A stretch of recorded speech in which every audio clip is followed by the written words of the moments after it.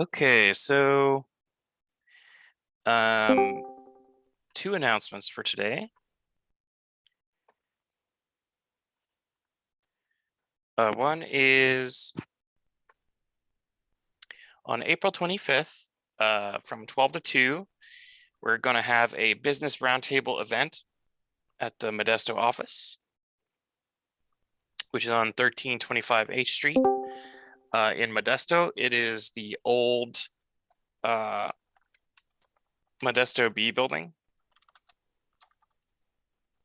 It's kind of like a blue and gray and white building, and there's like a big kind of old newspaper printer in the front door.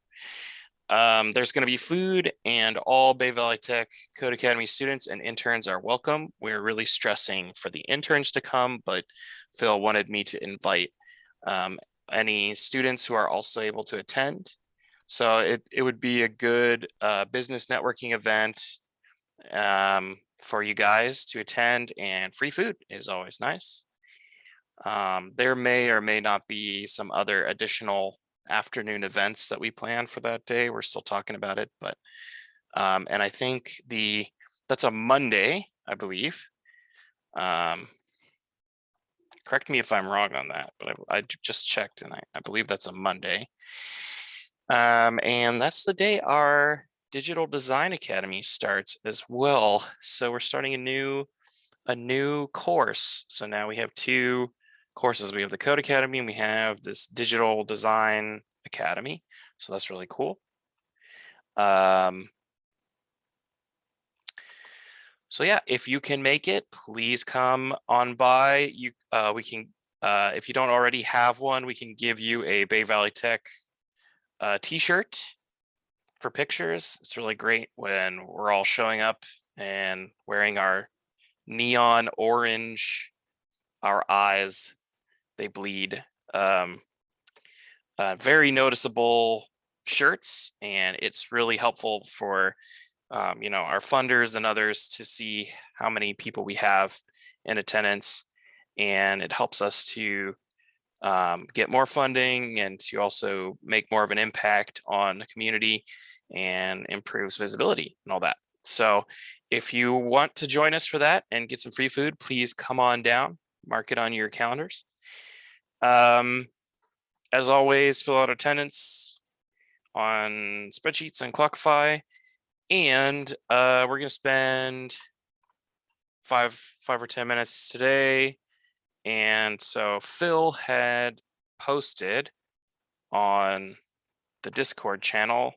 If you scroll up a little bit, you'll see a whole bunch of links and stuff that Phil posted. If you go to the one that's dated March 23rd, so that he's saying, please follow the Bay Valley Tech LinkedIn page and add software developer student at Bay Valley Tech to the experience section of your LinkedIn profile. So we need to do that today. And then once you secure an internship, you can add software developer intern at Bay Valley Tech as well. And then please like our Facebook page and add Bay Valley Tech to your Facebook profile as well. Please also take a few minutes to like and comment on BVT's previous LinkedIn and Facebook posts as well. Per the student agreement, it's important that all of our students help to increase the awareness of BVT's free training programs to minimize the time and money we have to spend on helping other students learn about the program, or our marketing budget, basically. That way we can preserve as much of our budget as possible to train others in our community instead of on marketing campaigns. So the more money we have to spend on teacher training, student training, paid internship grants, paid internship scholars, like money for paid internships, that sort of thing. The more we can keep the funding on that, the more people we can help. And the more you guys can help us with just visibility and sharing about the Code Academy, the more it just helps everyone involved. So we super appreciate it.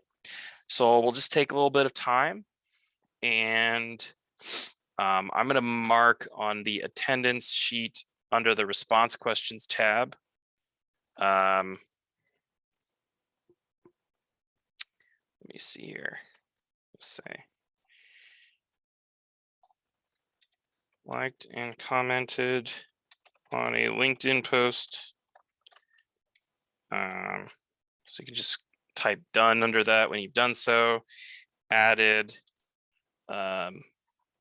software developer, or like, I guess you could say web development student.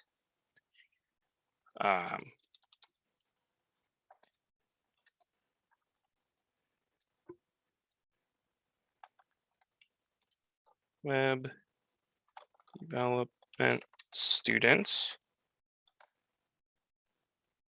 to your experiences on LinkedIn. So we'll give you guys 5 minutes for that as well. Added web development student at Bay Valley. So Bay Valley Tech right now, it's currently not listed as so it wouldn't be under education. So it would be under like jobs, and as the job title, you can put web development student. So I know it's a little funky because Bay Valley Tech is listed as an employer, but such is life.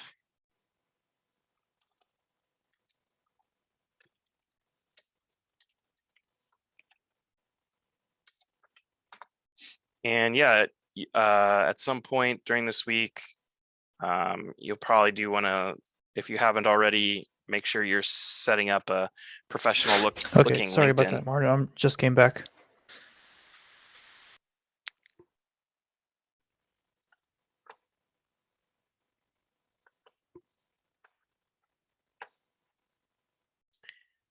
One sec.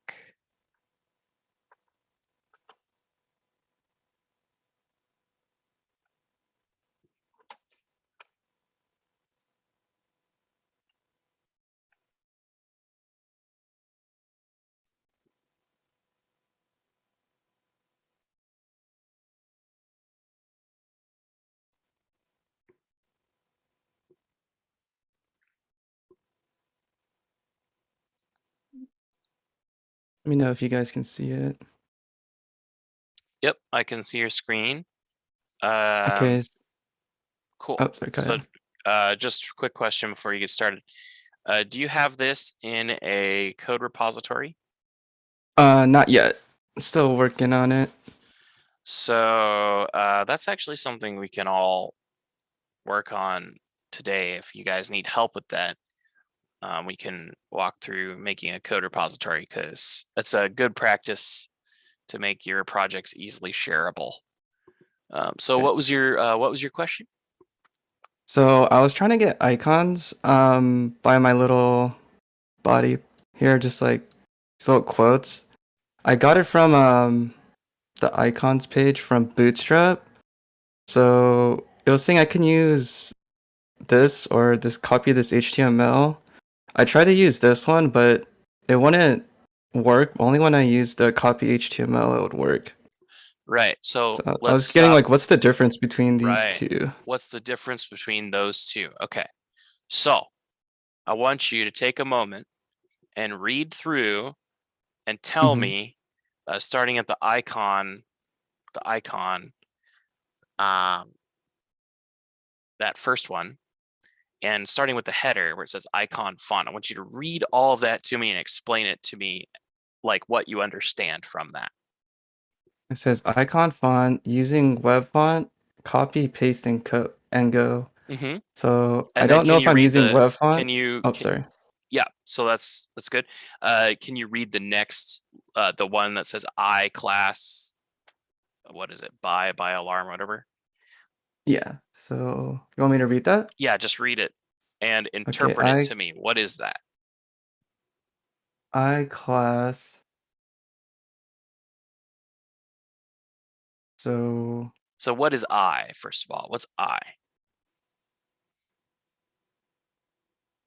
What is that? shoot. Is that HTML? Is that JavaScript? What is it? Icon. Yeah, it's the icon element, right? Uh-huh. Yeah, I haven't used it until now, so I'm not too familiar. Mm-hmm. So it's an Mhm. icon element. So it's an HTML element. Then we're giving it a class. Okay, and the class is by alarm fill. Okay, so here's a question: what are classes, and where do they come from, and how do we set them? For when we're talking about using classes on HTML elements, but what are classes and where are they coming from?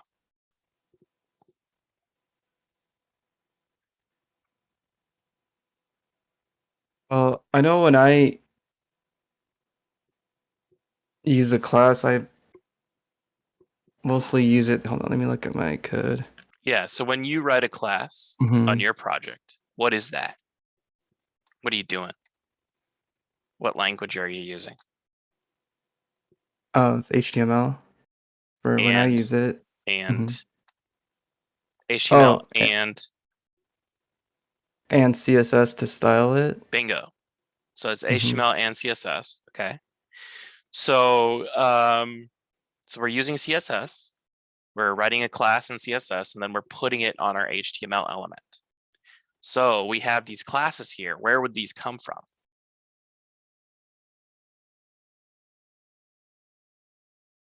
Where would those classes come from?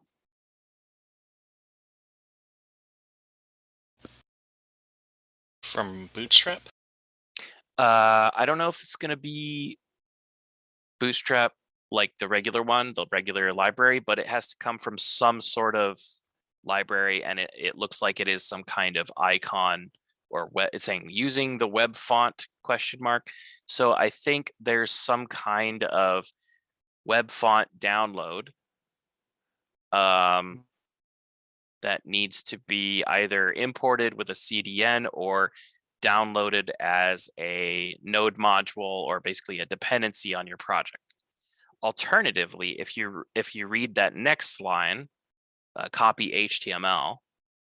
Oh, the SVG XMLNS. Right. So go Okay. ahead and read through that, Dan, and tell me what you know, what you understand from that.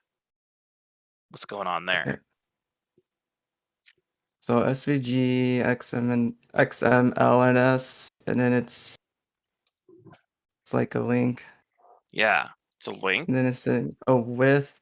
Let me see. Oh, sorry. Try to go back. Okay, and it's a bunch of numbers. It's a bunch of Yeah. coordinates. Looks like it's setting like a width and a height, and what's that? Hmm. Okay. Yeah, these numbers I don't really. So that's actually all of the coordinates for drawing the SVG. So it's basically SVGs are like calculated and then displayed. So they're great for any size, small or large, because they're basically just a calculation, which is then displayed at whatever resolution you know you need it to be. So as opposed to like a JPEG, where like if you were using a JPEG of a certain size and then you blew it up too much, it would look blurry, and you have to deal with pixels and all that jazz. This is just a bunch of calculations. So this clock is just like you can draw an SVG in some kind of editor like Photoshop or Inkscape, and then it will export the SVG like and the path and all that jazz automatically. Like the computer calculates it and knows it. So that's like hard coding the icon, and so that's the data that would be in the web font library or extension of the library that if you're using that class, that code is already gonna be somewhere in your project files, but it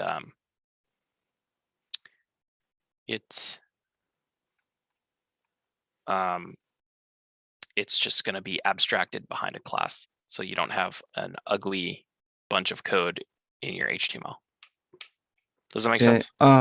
Yeah, that makes sense. Let's say if I wanted to make this icon bigger, would I just change the width and the height here? Yep. Okay, cool. So I believe the I might width and the try height that. is based on like pixels, I believe. So Gotcha. Yeah, this is what I got so far. It's like it's a little simple, but still working on it. looks good so far, man. Thank you. So you're doing snacks. I love snacks. Yeah, it's kind of like Snacks a made landing up, page. like a snack company. Right on, right on. There's some good snack box Thank you. snack companies, out there. So it's definitely a good idea. Cool. And Mhm. that's the mobile view. Yeah. When I narrow it out, my video still stays like it doesn't like get smaller. I'm still trying to figure out that as well. Seems like the video like kind of just stays big. Yeah, that can be a little finicky. I don't know if Mhm. those videos are always responsive like Flexboxy to shrink like images would. Got it. Okay. Is that a video element or an It's iframe? uh, Or I can it's show you. some Let me kind of switch over. embedded thing? Yeah, it's a iframe, and then I linked it to a YouTube video. Let me switch over to my code.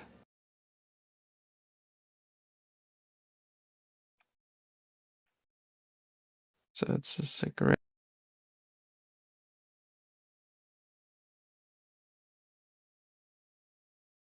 And then my stylus page.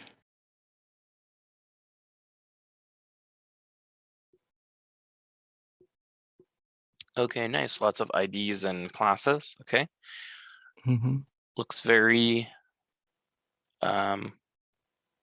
neat. You don't got any wacky selectors going on. That's good. Okay. Do you have any comments for different sections and stuff of your page? Just for clarity. No, not yet. Okay. How would I go about like putting good comments on my page for so people can see or So like are you Mhm. asking how to make comments or are you just asking what comments to make? Like what are good comments? I know how to make it. I think for Mhm. good comments, it's anything where you're having like header text denoting like sections, like, hey, this is this section and Mhm. that section, because it really helps for when people are skimming through your code, to have like section title comments so that people can find like various sections that they want to work on. Got it. That makes sense. Honestly, like any section stuff is good. Any like goofy stuff that you think needs some kind of explanation. Most of the time, HTML and CSS are pretty self-explanatory. So that's a good thing.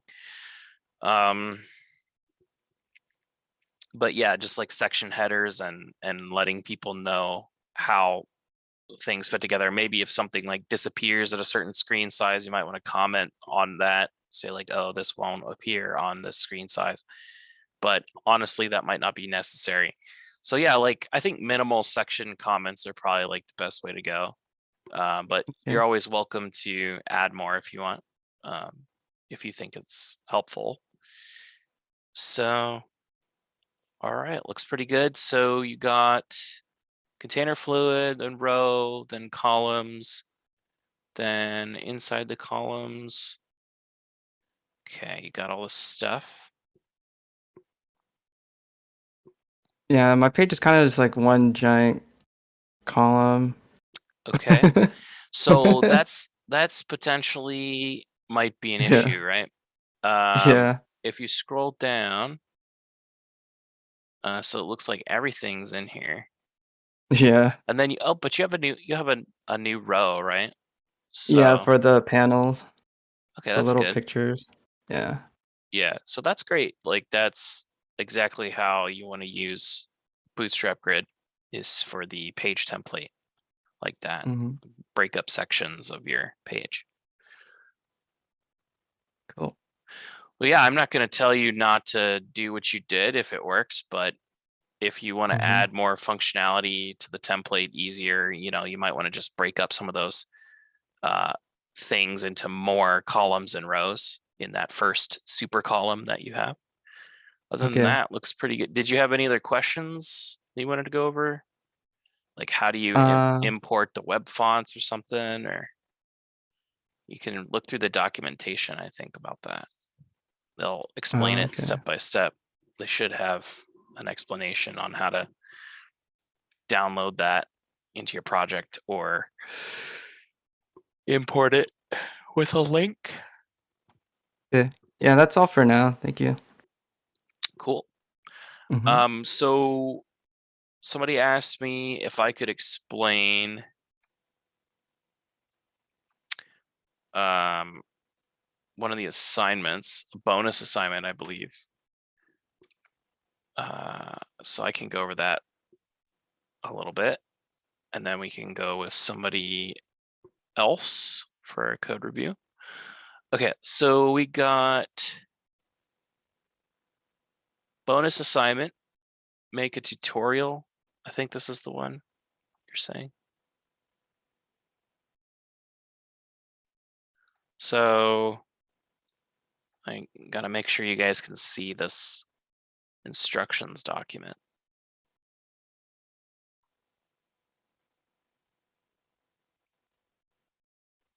The sharing on Google Classroom is so weird sometimes. So this is the assignment instructions. And basically my idea about it was to, for students who are ahead or just willing to help us out with this, if you could make a tutorial with written documentation and then like a little short video overview. The main thing is the notes. So written notes are very important so that people can read through each step, at their own pace. They're much easier to follow than a video. And I'm a firm believer that any video should be accompanied by very well organized written notes, step-by-step notes. So find an interesting design feature on a website that you like, identify the core mechanics or CSS properties that are creating this feature or effect, and then create a short tutorial with step-by-step notes, building a short example project of this design feature. So you can do this any way you want. You could make just like a code along video where you're tinkering around with getting it working, and then you go back and explain it, and then you have notes talking about it. Or you can build it first and then write the notes for it, and then do the little tutorial overview of how you built it step by step. So like go back and build it, again, having already built it, and figured it out yourself, then you can go back and build it again and show people how to do what you did. So, something like, it doesn't have to be like a fully finished, fleshed out project, though it could be if you want. But I'm thinking like it could just be very simple, templated out. You don't even need to make a video. You could just make written notes if you wanted, because written notes are super helpful, and have like code snippets and screenshots and written notes, and it can just be a Google document. So I'm not really picky on how exactly you do this, except for you just need to provide enough notes explaining all the steps and explaining your reasoning and that sort of thing, and providing either copy and pasted code snippets or links to code pens or whatever, some way of sharing what you did. And it doesn't need to be like all fancy and finished. It can just be like very basic and just focusing on the behavior or the structure or the layout, etc. So like how Tesla uses this scroll snap property, or how the Apple website uses the transform property. Maybe you can make some examples of the transform property and they could just be like really basic images that move around when you scroll down in certain ways. So by doing this sort of thing, this really helps me out because I am one person, and we're always looking to try to improve our curriculum and add more to it and give more examples that people can look at and go through. So if you can find the time to do this, that would be super awesome. And if you do, make sure you record your time, because that can contribute towards your 20 hours of helping other students / helping Bay Valley Tech / helping a nonprofit time, which you get a certificate for. So yeah, hope I explained that okay. So is there anybody who wants to share next their project?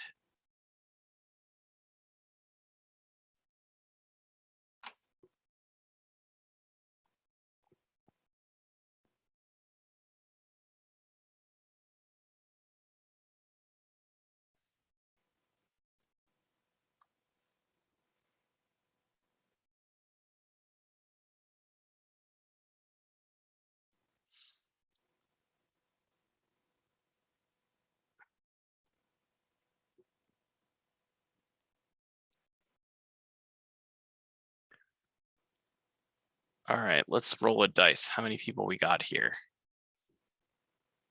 today?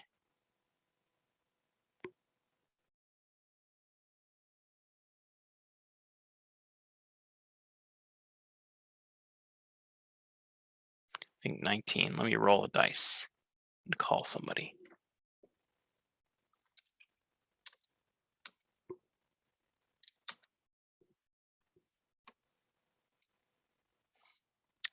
$17. So Joseph, I don't know if you're here able to display. I think you said you were either sick or at work or something. I forget. Yeah, I'm at work right now. Okay. Are you able to share anything, or you can't right now? I can in like 10 minutes. Okay. Jose, do you have a draft? Jose Camacho, do you have a draft that you are able to share right now? Not at this time. Okay. Neo, do you have a draft that you're able to share of your landing page project?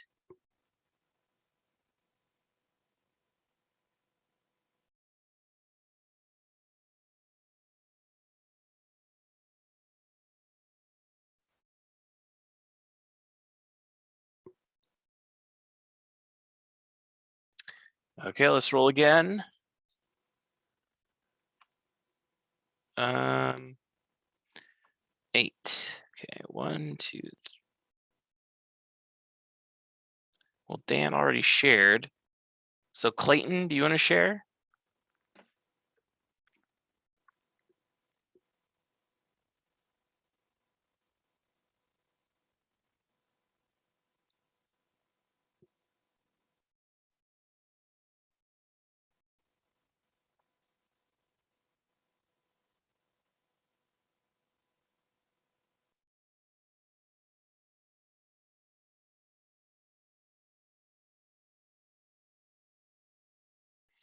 So is it not on your computer, or you just, because if you don't have it on GitHub, that's fine, but if you have it on your computer, you're welcome to share.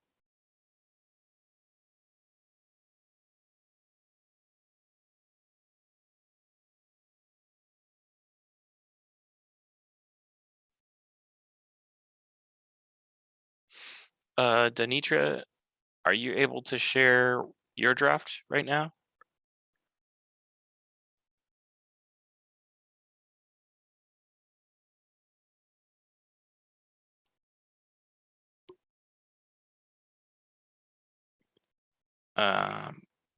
Sure, I guess. It doesn't need to be finished. It's just a draft. Okay, so how do I do this? So bottom left corner of Discord, there should be a green screen button that says share your screen. Okay, let me figure my screens out here.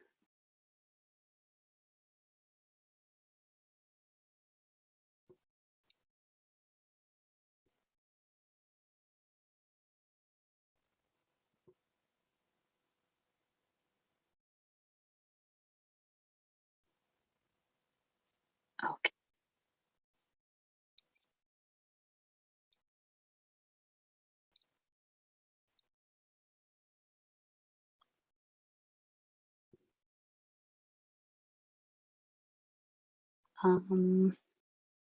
Okay.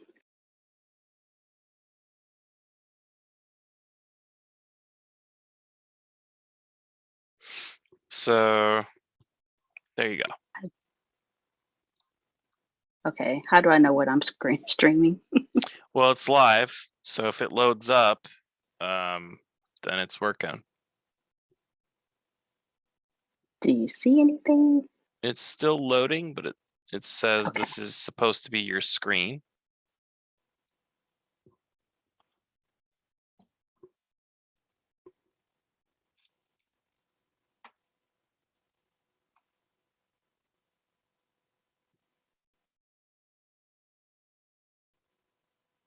Anything yet? I don't even know how I would know. Nothing's coming up. You can you try again? Yeah. So are you sharing an application or are you sharing your screen itself? I have no idea. So when you click on screen, then there's two tabs, applications and screens. And then you're selecting the screens tab and then selecting one of your screens to share, right? I believe that's what I did.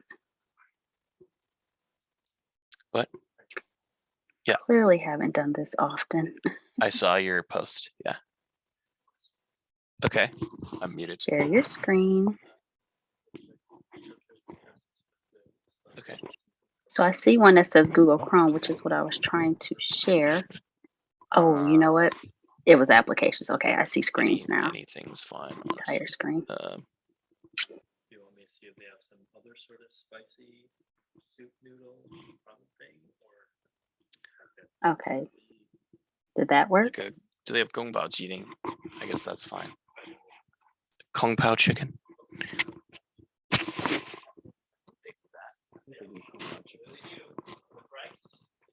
Yep. Thank you very much.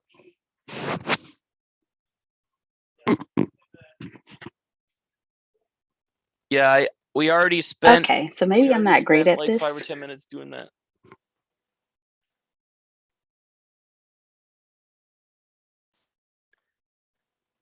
Okay. Well, if you're working on figuring this out, maybe we can have somebody else sharing their screen while you're working on that, because it's not coming up. Helton, do you want to share your draft, share your screen, and show us a draft that you're working on?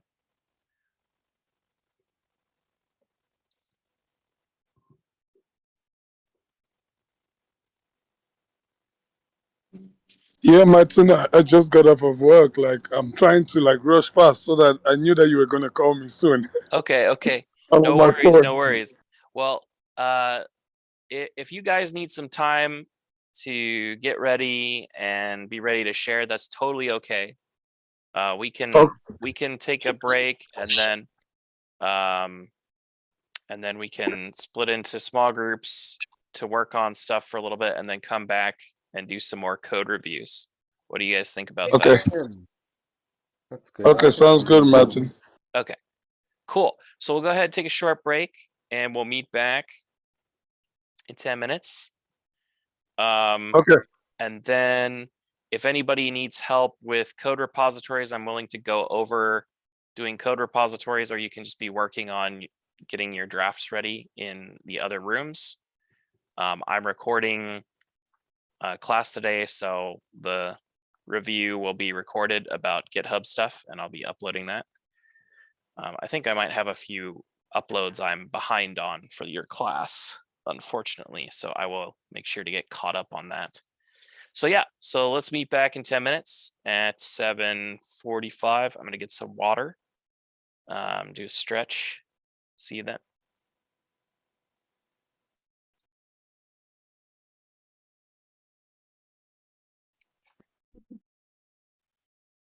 Yeah, let's go over it again. So let me open up VS Code and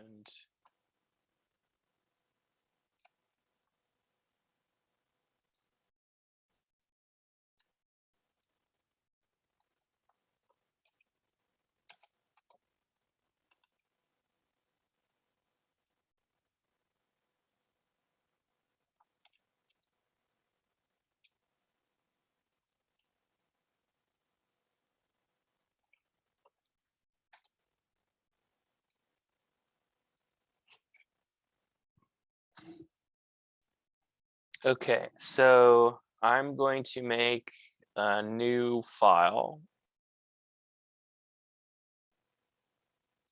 rather a new folder.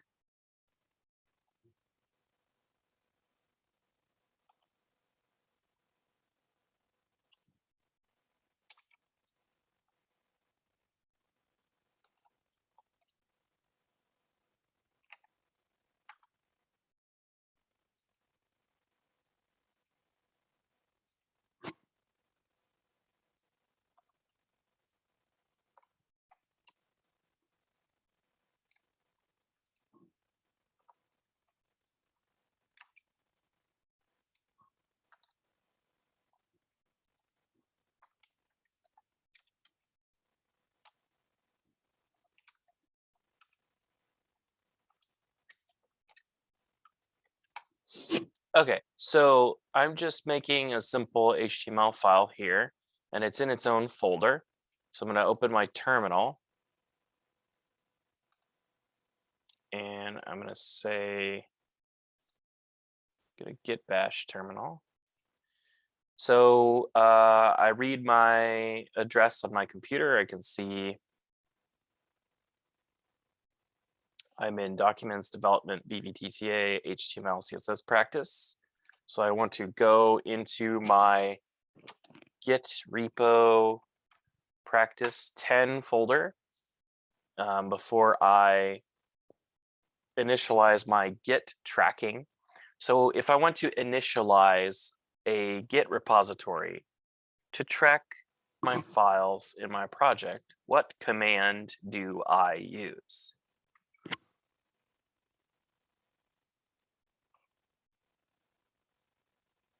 Anybody remember? Git init.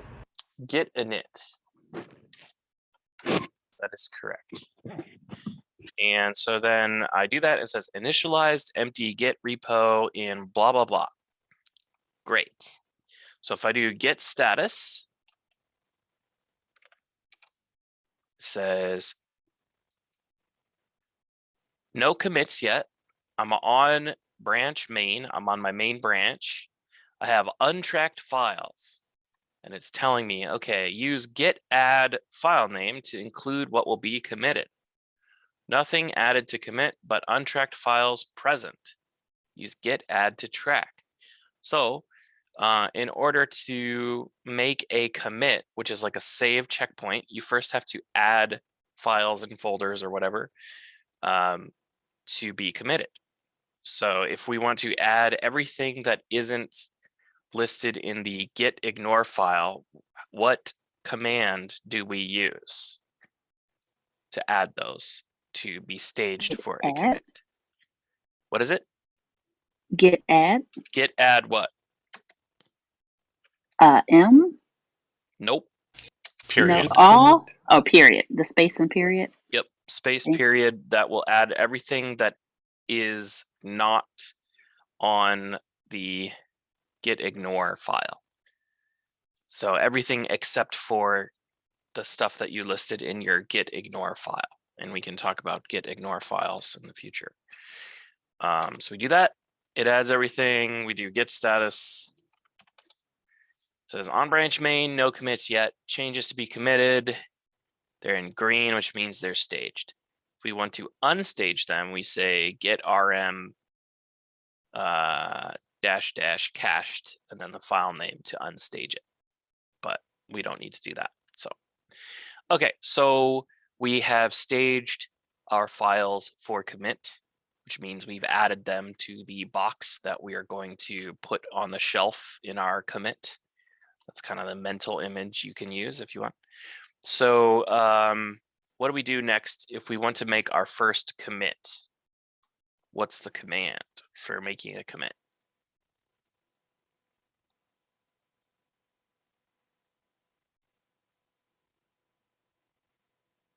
Git commit Git commit what? -m main. We don't need main. So for git commit, you can just say git commit and then it will prompt you for a message, or you can say git commit -m and then in quotes your commit message, whatever it is. In this case, it's first commit, but it could be anything you want, talking about what you did, what you updated, what you worked on. There's of course like best practices for commit messages and best practices for making commits that are ideal and not just messy commits. And as you work on real projects, you will dive more into like making better commits, making more proper commits and that sort of thing. So git commit -m first commit. Sorry, did somebody have a question? Quick question before you hit enter. If you don't do the -m and include a message, I know it takes you to a prompt if you hit enter. Yes, if we just do git commit. Oh, I actually have to config who I am because this is a new computer. So 1 sec.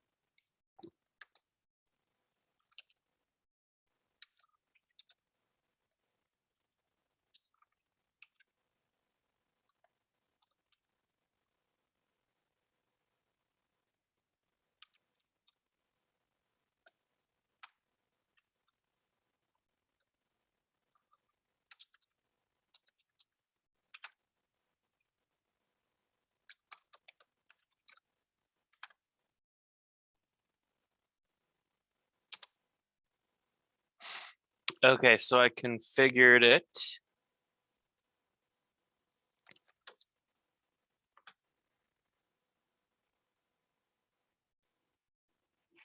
And so if I don't do -m in the message, it pops open this editor. Can you guys see this? Yeah, I It see it. says, please enter the commit message for your changes, lines starting with hashtag or # or whatever will be ignored and an empty message aborts the commit. On branch main, initial commit, changes to be committed, blah, blah, blah. So say first commit.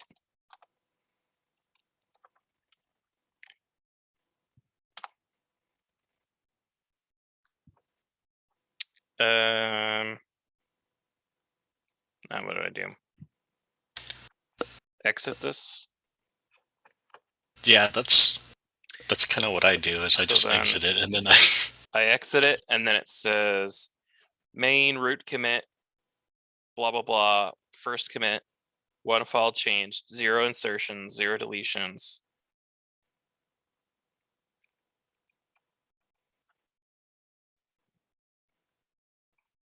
Maybe autosave is not on. Yeah, autosave was not on, so it was an empty file, but that's fine. I'll just do git add again and git commit.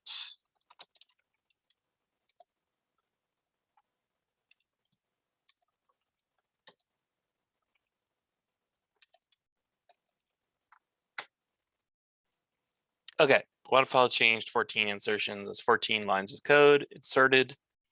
into the commit. So that's great. So now we have a Git repository on our computer, locally on our computer. So we have Git tracking on this folder. So if we want to connect this or push this to an online repository, what do we need to do?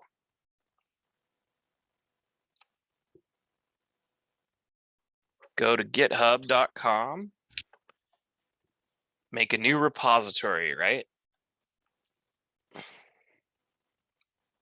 Let's say git repo practice 10.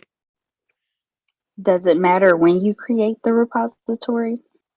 The online one, it doesn't really matter if you create it first or second, because but you just need to know how to connect your upstream on your local repository to be your this repository, and you want to make sure that this online one is empty, or if it already has stuff on it, you need to pull or clone the repo to your local computer before you push your changes. So anyway, in this case, we're making a brand new repository, so it's going to be empty, so no funny business. We're making this public so we can share it with people. You can also select private if you want, if you don't want anybody to see your work. So that would be obviously for any sort of proprietary work you're doing, paid work. You want to make sure you're not exposing, you know, stuff that you don't want people to be able to see for free. We don't really need to care too much about this stuff, a README or a git ignore or a license, but you're willing to add it if you want. You're gonna need to, if you add these things in the online repo, I think you might end up needing to pull to update your local repo. I'm gonna create the repository. And so saying, you know, we already did these steps, git init, blah, blah, blah. But if we have an existing repository that we want to push from our computer upstream to this online repository on GitHub, we just have to use these commands. So we have git remote add origin. So remote is talking about something, some sort of location that's off of your computer, away from your computer. And origin is like a keyword that we're setting to be equal to this link right here, which is the link to the repository. Obviously, we are the admin user who's creating this repository, so we have rights to push commits to it. So we just have to make sure we're logged in to GitHub on our VS Code, that it's authenticated correctly. So we're setting origin to be equal to this. Origin is just the link of the repo. And we're setting this remote to this origin. And then the second command here, git branch -m main. So this is renaming the master branch to main. This is some PC principle stuff. Like, people don't like the word master. They think it has bad connotations. So some people are changing that to the word main. Some people just prefer the word main to master branch, whatever. So you can include this or not, but the main thing is if you rename your master branch to main, then sorry, if you don't rename your master branch to main, then you need to make sure that instead of saying get push dash u origin main that you say get push dash u origin master. So usually I'll just include this all together because, you know, it's become like a common practice for people to call the main branch main now instead of master branch, but whatever.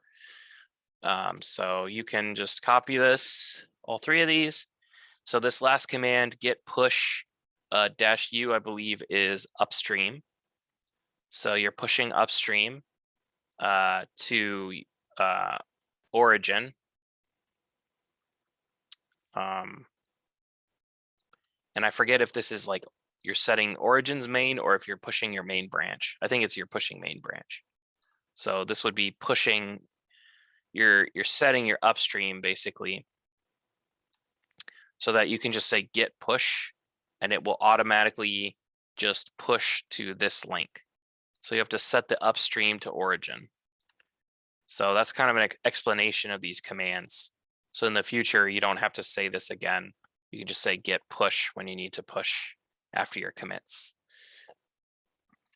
If you want more of an explanation on all this get stuff, I highly recommend going through those lessons I provided or looking up documentation, like, excuse me, that gets more in depth about what all the commands are doing.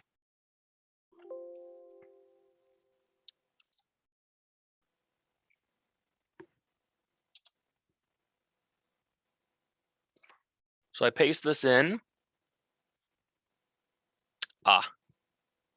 Okay, so I have some issues because of my email privacy restrictions. And I probably need to work on this, but yeah, because this push would publish a private email address.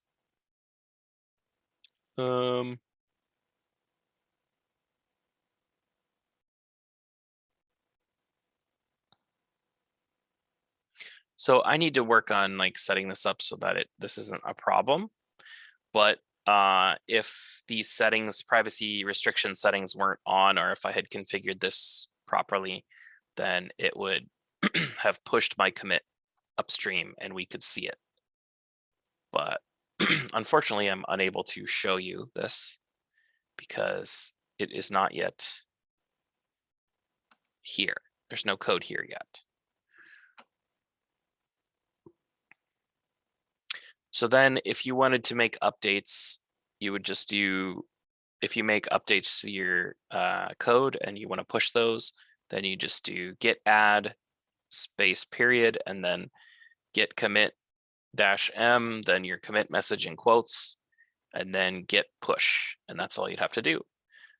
If you have a shared repository where you have multiple people working on the same project, you're going to need to pull first to check for any changes that the other person has pushed.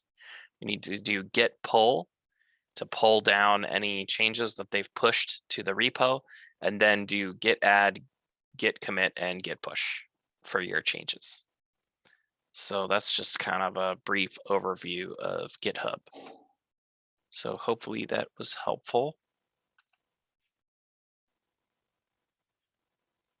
So those commands are like, you need to memorize them. You need to understand them. They're very core and very heavily used and repeated. So you need to feel really comfortable with that.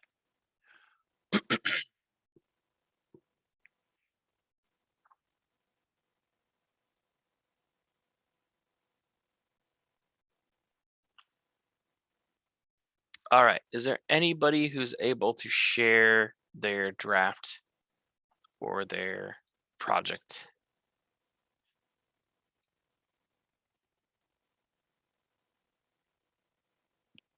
I can share. Very cool. Go for it.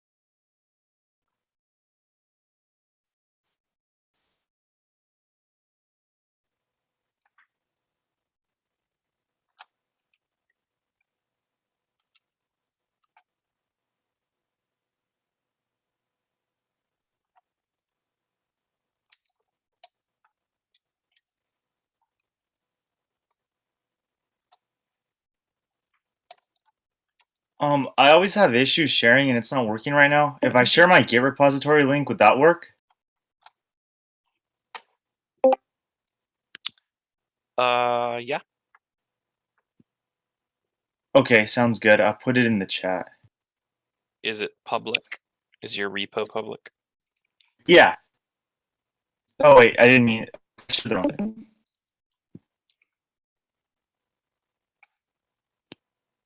Okay.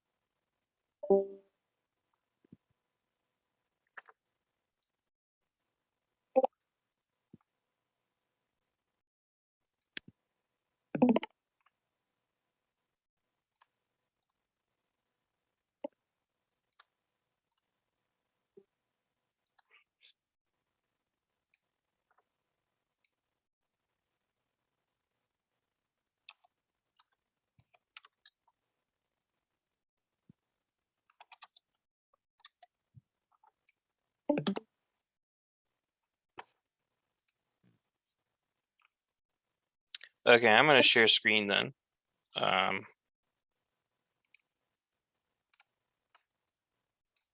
So I cloned your repo.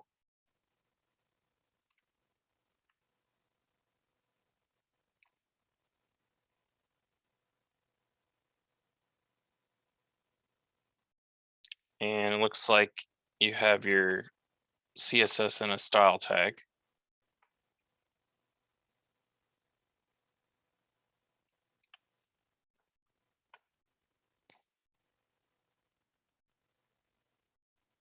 Which I guess is fine. Okay, so copy this to your browser and take a look.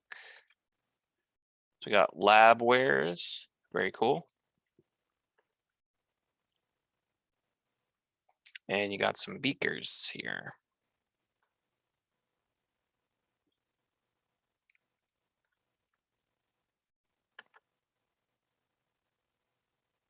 And you seem to have 2 scrolls.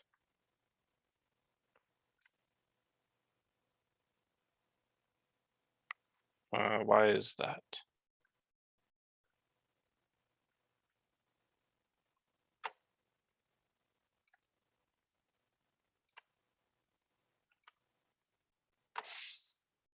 Okay, let's see.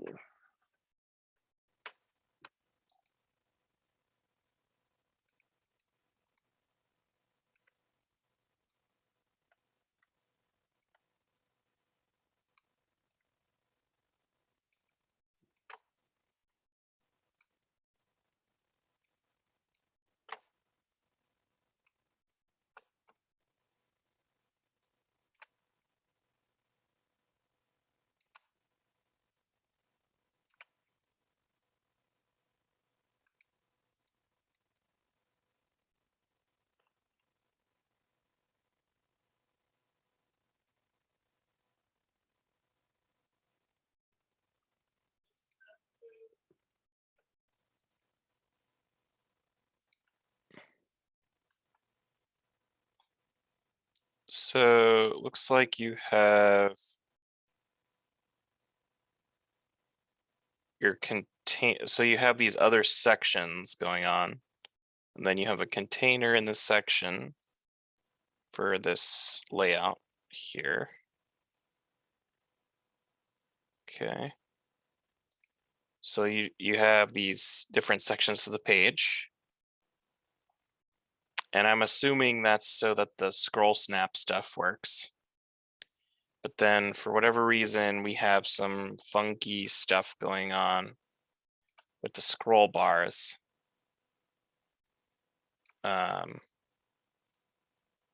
Here. So I'm trying to figure that out. I suspect that has to do with your nav bar and something being set to, let's see.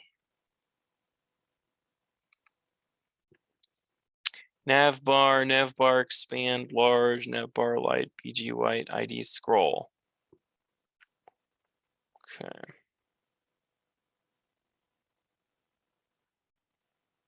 So the sections are set to 100 view height, and then you have a nav bar, which is causing issues.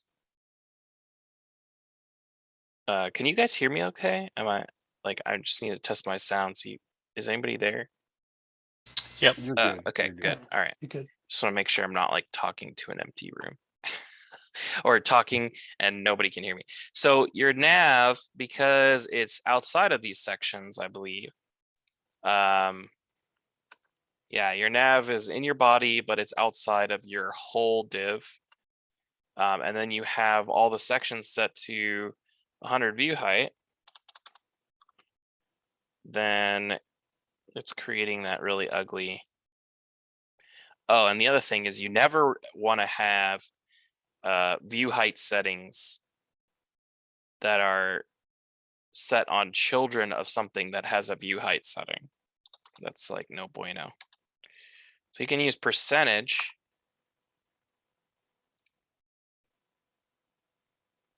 Yeah, see, like you keep using view height for your height instead of like, I'm assuming you just want 100%, you know, not 100 view height, but we'll see.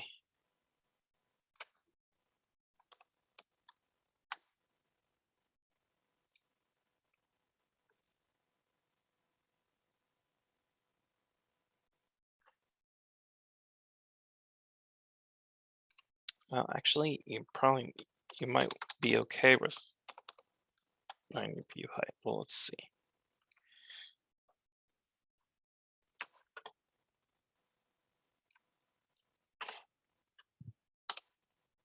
Okay, so now we only have one scroll bar. We don't have that nasty 2 scroll bar situation going on, which we get when, usually we get that when there's some kind of issues going on. And we don't have any issues with, yeah, we have this margin padding 0 set, which is nice. Then you set your box sizing and font family, cool. Okay, so it looks like all that's looking better. Because, you know, we always have this nav bar, right? It's not going away. So then and then it is pushing the content down. So because it's pushing the content down, then we set it to, you know, this is like 10, this is like 90. Then we don't have 2 scroll bars. We just have 1 scroll bar, which is for the page, and it looks nice. And then our scroll effect works great. And yeah, pretty good, man. Pretty good to start with.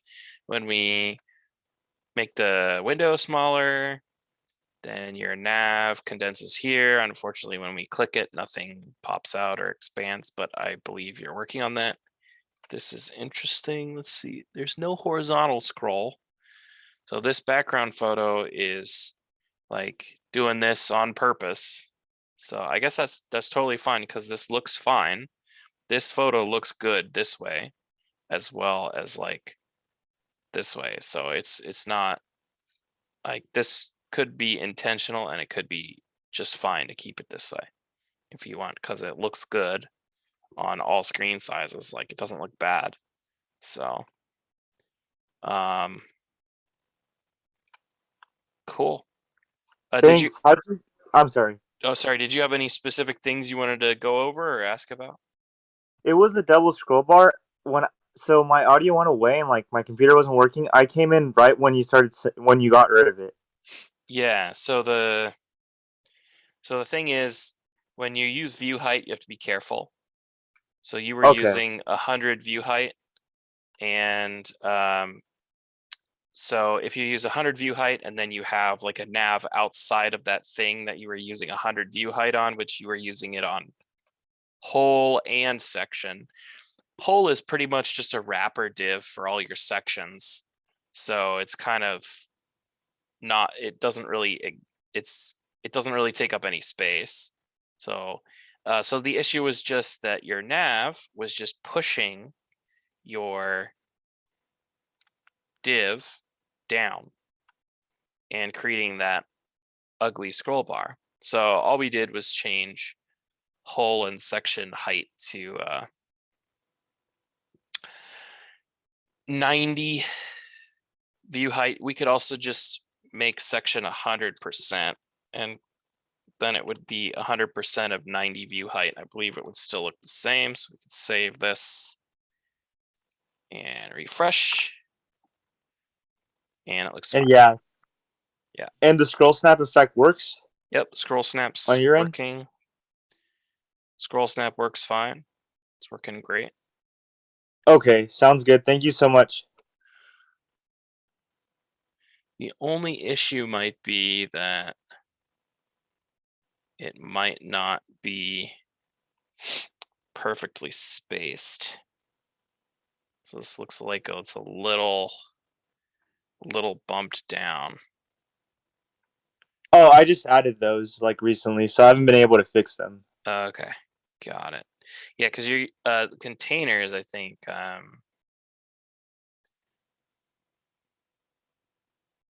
is adding some space to this. So you got your section, which is out here, and then you got your container, which is inside there. So you can see there's some sizing difference. The section is 828 pixels tall. The container inside of it is 817.55 pixels tall. So there's that. I look at computed.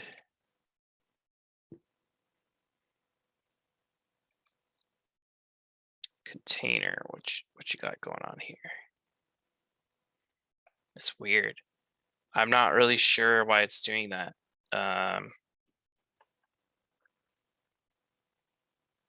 It's interesting because there doesn't seem to be any like padding or whatever on your section, so I'm not sure why the container is just smaller. Let's see.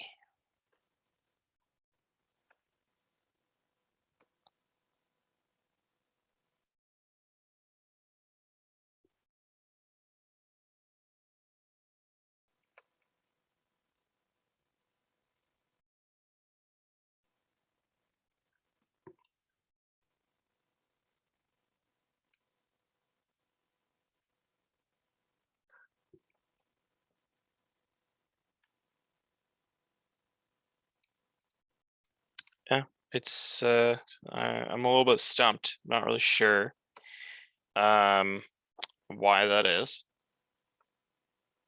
Maybe if we say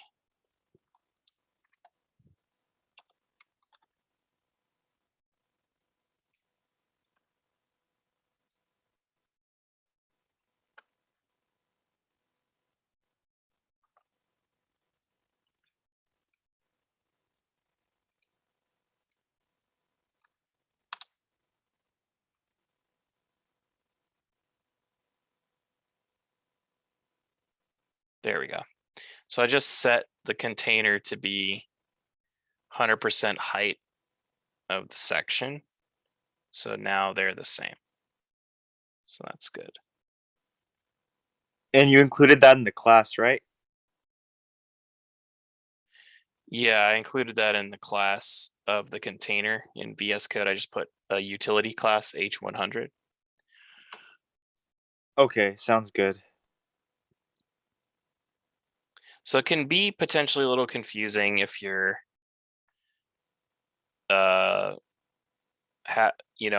not being consistent with things and you're like alternating between putting code in your styles versus just using utility classes, but it's okay. I mean, usually people will read your HTML first and look at your classes and stuff, and then check your CSS and see what those classes are doing. So it's fine. So utility classes are okay. Cool. So yeah, good start. yeah, just be mindful of the usage of view height. And in some cases, it's just better to use a percentage, because then that will inherit the settings from the parent. Okay. And then that means you can change the parent and then it will automatically change the child.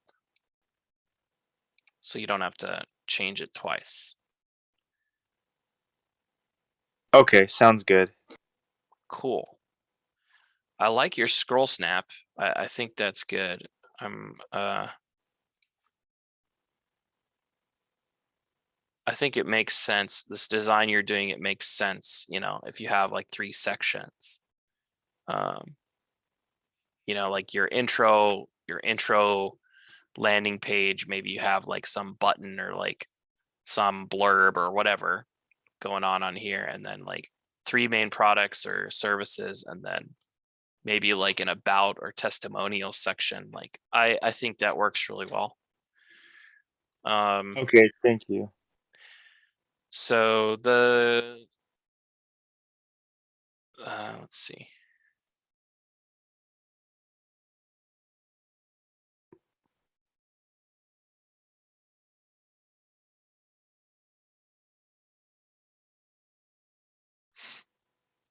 Cool.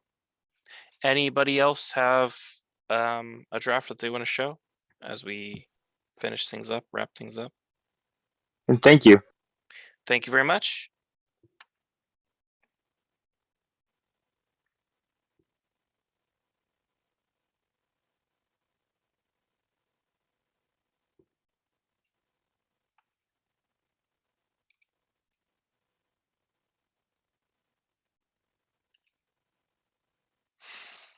All right, well, if nobody else wants to go, that's fine. We can give you guys the last few minutes of class to work and collaborate. And also, yeah, I guess we're announcing we successfully got a 100K grant from the city of Modesto to expand our digital skills program. So super stoked about that. If you can share that information, that would be awesome. And we are continuing to work on securing more grants so that we can do things like pay people for internships, building software projects, and running more cohorts, and having more different types of classes. So potentially maybe we'll have some classes about, you know, C# or PHP, or, you know, other, you know, maybe some more classes about backend development, web design, all that jazz. So, alrighty.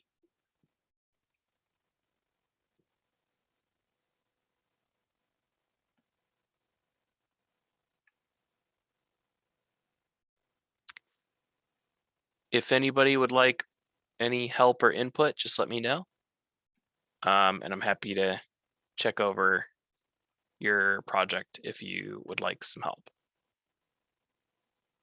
And if you want to head out early today, or just head out and be working on your project a little bit, or go eat dinner or whatever, you're welcome to do that. Thanks for coming in. Have a great evening. Too, man. Thank you.